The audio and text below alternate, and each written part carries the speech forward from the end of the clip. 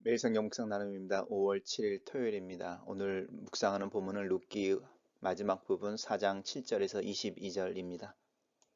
본문을 읽습니다. 옛적 이스라엘 중에는 모든 것을 무르거나 교환하는 일을 확정하기 위하여 그 사람의 신은 신을 벗어 그의 이웃에게 주더니 이것이 이스라엘 중에 증명하는 전례가 된지라.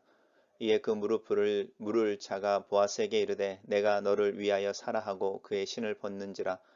보아스가 장로들과 모든 백성에게 이르되 내가 엘리멜렉과 기련과 말론에게 있던 모든 것을 나오미의 손에서 산 일에 너희가 오늘 증인이 되었고 또 말론의 아내 모압 여인 룻을 사서 그의 나의 아내로 맞이하고 그 죽은 자의 기업을 그의 이름으로 세워 그의 이름이 그의 형제 중과 그곳 성문에서 끊어지지 아니하게 함이 오늘의 너희가 오늘 증인이 되었느니라 하니 성문에 있는 모든 백성과 장로들이 이르되 우리가 증인이 되나니 여호와께서 내 집에 들어가는 여인으로 이스라엘의 집을 세워 라헬과 레아 두 사람과 같게 하시고 너희가 에브라스에서 유력하고 베들레헴에서 유명하게 하시기를 원하며 여호와에게 이 젊은 여인으로 말미암아 내게 상속자를 주사 내 집이 다말이 유다에게 낳아준 베레스의 집과 같게 하시기를 원하노라. 이에 보아스가 룻을 맞이하여 아내로 삼고 그에게 들어갔더니 여호와께서 그에게 임신하게 하심으로 그가 아들을 낳은지라. 여인들이 나오미에게 이르되 찬송할지로다 여호와께서 오늘 내게 기업 물을 자가 없게 하지 아니하셨도다. 이 아이의 이름이 이스라엘 중에 유명하게 되기를 원하노라. 이는 내 생명의 회복자이며 내 노년의 보양자라. 곧 너를 사랑하며 일곱 아들보다 귀한 내 며느리가 낳은 자로다 하니라.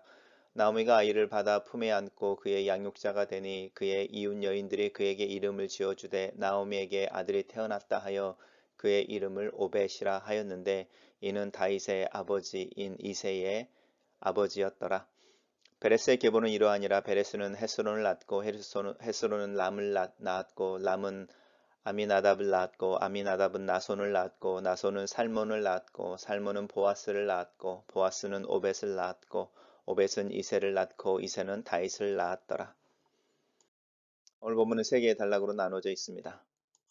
첫 번째 단락입니다. 첫 번째 단락에서는 이제 그 첫 번째 기업을 물을 고난을 가지고 있는 이제 자기는 그 기업을 물지 않겠다고 말하자 이제 보아스가 그 다음 이제 순서였는데 책임을 이렇게 가져오고 또 룻까지도 아내로 맞이하겠다고 하는 부분입니다. 이제 이것들을 계약을 체결하는 것인데 그 당시에 이스라엘의 어떤 있는 관례라고 하는 부분입니다. 신발을 벗어서 그 신발을 이제 그의 이웃에게 주는 것을 통하여 이제 계약하는 것을 이렇게 사인하는 어떤 그 전례가 있었는데 그것과 동일하게 이제 첫 번째 기업을 물을 자가 보아스에게 자기의 신발을 이렇게 벗어서 이제 주는 거죠. 그러면서 보아스에게 그 고난을 넘겨주는 겁니다. 그래서 이제 보아스가 장로들과 거기에 모인 백성들 앞에서 자신이 엘리멜렉과 기론과 말론에게 있던 모든 유업을 이제 산겠다고 이야기하는 부분과 말론의 아내 모압 여인 룻을 또한 사서 나의 아내로 맞이한다라고 하는 부분입니다. 이 산다라고 하는 것은 우리가 매매하는 것을 의미하는 게 아니고 책임을 진다라는 뜻이도 자연스럽게 양도되어지는 개념입니다.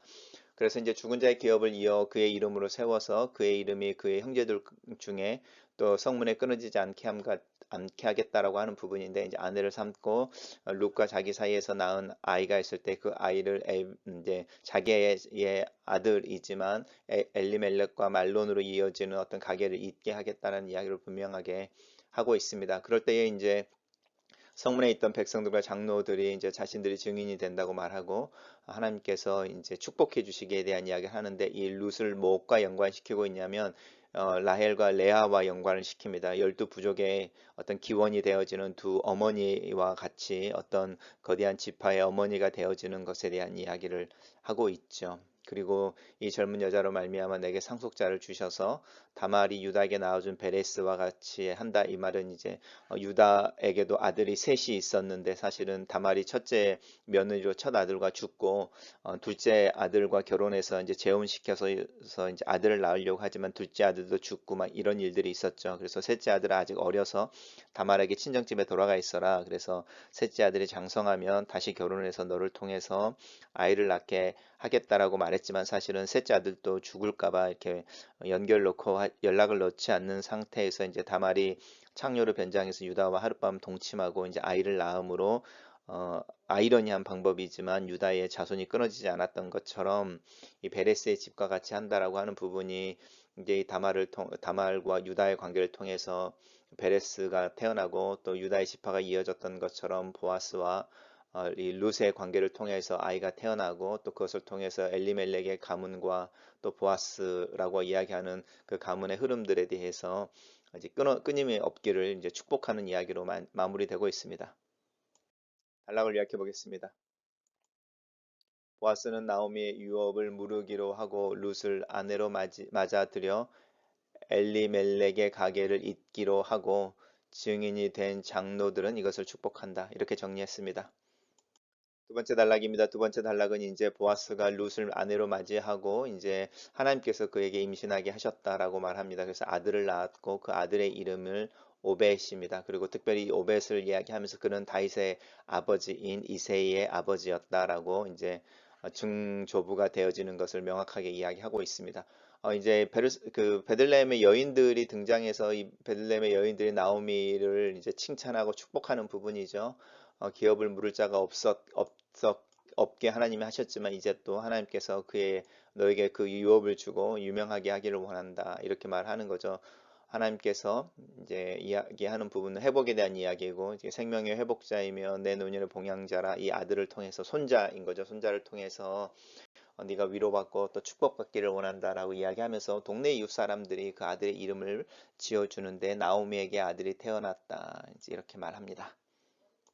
단락을 요약해 보겠습니다. 보아스가 룻을 아내로 삼은 후 룻이 아들을 낳고 이웃 여인들이 축복하고 아이 이름을 오벳이라고 이름 지으니 다윗의 할아버지가 된다. 이렇게 정리했습니다. 마지막 단락에서는 이제 베레스의 계보가 나옵니다. 유다와 다말 사이에서 태어난 아들인 거죠. 아이러니한 방법이긴 하지만 태어나서 유다의 지파의 계보를 계속 이어가게 되어지는 이 베레스를 통해서 헤스론이 낳고 람이 나고 암미나답 그리고 나손 그리고 살몬 그리고 보아스 그리고 이제 오벳이라고 하는 룻과 보아스 사이에서 난 아들인 거죠. 그리고 이세 그리고 다윗으로 연결되어지는 계보를 이야기하고 있습니다. 단락을 요약해 보겠습니다. 유다가 다말에게서 낳은 베레스의 계보를 따라 오벳은 이세를 낳고 이세는 다윗을 낳는다. 이렇게 요약했습니다. 첫 번째 묵상 나눔입니다. 보아스는 율법을 따라서 자신에게 주어지는 책임을 감수하고 하나님의 뜻을 따라 나오미와 룻에게 새로운 미래가 주어지기를 원하는 마음을 행동으로 나타낸다.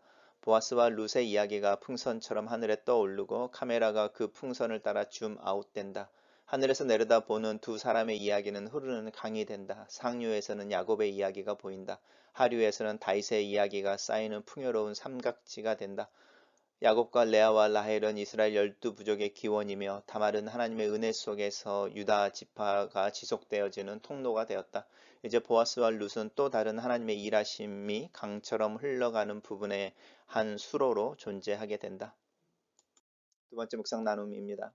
이웃 사람들이 나오미를 축복한다. 나오미와 룻이 빈손으로 베들레헴에 돌아오던 날에 나오미가 아니냐라고 수군거렸던 이들이 이제 나오미를 축복하고 룻의 아들의 이름을 지어준다. 나오미의 눈물이 오랜 시간의 인내가 되고 이제 하나님을 찬송하는 이유가 된다.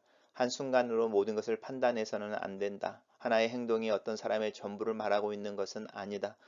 눈물이 기쁨이 되는 때가 있다. 슬픔이 춤으로 변하는 때가 있다. 인내는 어려움을 통하여 배우게 되고 인내는 아름다운 진주 보석을 내 인생 속에서 만들어내는 것이 하나님의 일하시기 때문이다. 나는 이것을 믿는다.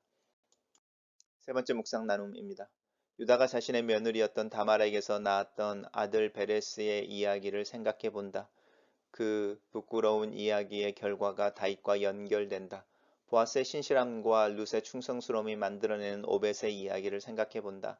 그리고 그 이야기가 다윗과 연결된다. 인생을 사는 동안에 여러 역경을 경험하고 유혹과 실패를 경험하고 죄를 짓게 되고 성공과 자부심을 드러내는 경험을 하기도 한다.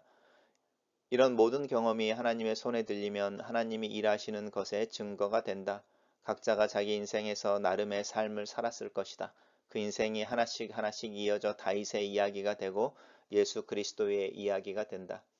내 인생도 어디쯤엔가서는 하나님의 일하심과 연결되어져 있는 것을 믿는다. 삶은 불투명하고 불안해 보일 수 있지만 무의미하거나 소비되는 것은 아니다. 하나님이 일하고 계시기 때문이다.